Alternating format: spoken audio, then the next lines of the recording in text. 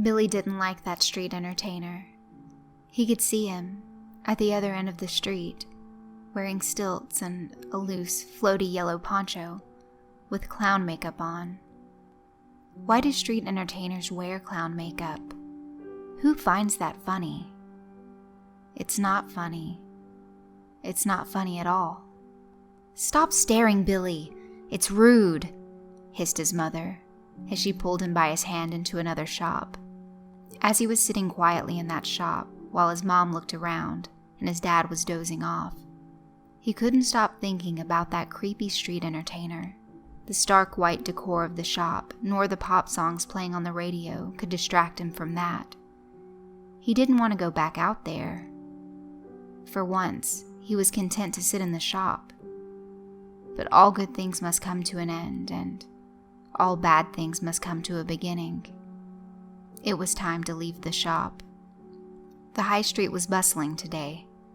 People were out in droves, looking to catch some sales before the shops closed for the day.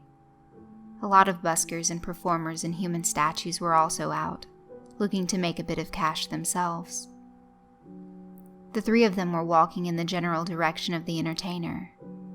Billy didn't like it. He couldn't stop fidgeting and showing his discomfort. His mother hissed at him again. No words this time, but the message was clear. He tried his best to control himself, but he still couldn't take his eyes off of the street performer, who was currently juggling, whilst on stilts. He knew it was creepy, but he also knew that logically he would not have otherwise felt this much dread from a clown on stilts.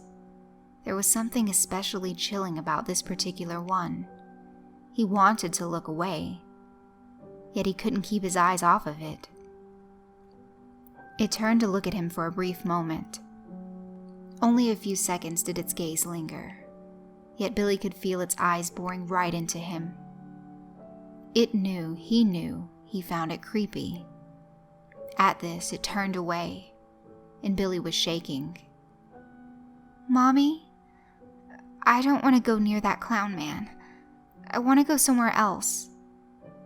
"Honestly, Billy, it's just a street performer. Now behave yourself in public." So Billy kept his fears to himself. His parents neither understood nor wanted to listen. That was reasonable.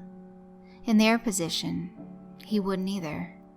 The chill down his spine when he looked at the street performer must only be affecting him.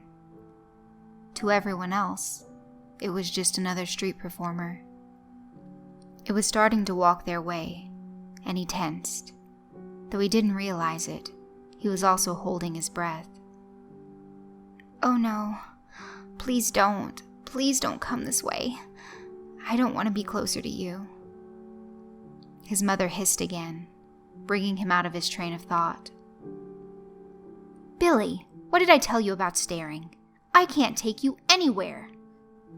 The performer set his eyes on Billy again, and while there, they stared straight at each other. The entertainer started to laugh. It was such a creepy laugh. Billy's stomach churned and he flinched just hearing it. Even though the clown was so far away, Billy could hear it, as if it was right beside him. It was crystal clear, though the people around didn't seem to notice a thing. That was even creepier than the clown itself. The moment it sensed that Billy had noticed this, it started to run straight at him, cackling as it did. Billy didn't wait for his parents' approval. He turned and ran.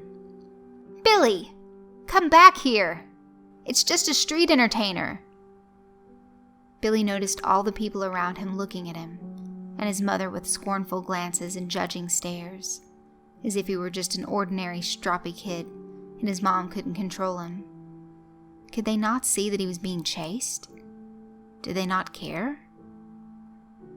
He turned around. The moment he did, he saw the clown upon him.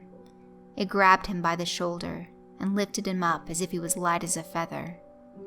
Its cackling was ear-splittingly loud now that it was next to him, and its face was abhorrent, cracked white paint, a smile twice as wide as human faces should allow without grotesque alteration.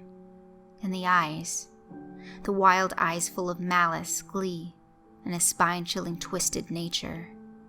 Its hand distracted from its face by reaching down and pulling a gleaming kitchen knife from its belt. Billy wriggled and squirmed and tried to shake free of the clown's grip, and he screamed out loud at the top of his lungs to anyone nearby who would listen. "Help! Help me! Somebody! This clown's trying to kill me!" But all he received were irritated mutterings. Billy started to sob quietly, and he shut his eyes tight. There was a sudden, sharp, searing pain inside his chest like no pain he had ever felt before. He couldn't help but scream out at the unexplainable agony. He had just been stabbed in the chest with a knife, the feeling of shock that came with knowing that felt worse than the pain. He didn't want to see, so he kept his eyes shut and kept sobbing. He could taste something hot and salty at the back of his throat, filling it until he started to choke. His life was fading, and in his last moments he could still hear the cackling of the clown and the muttered disapprovals of passerbys at some bratty kid screaming and crying in the middle of the street.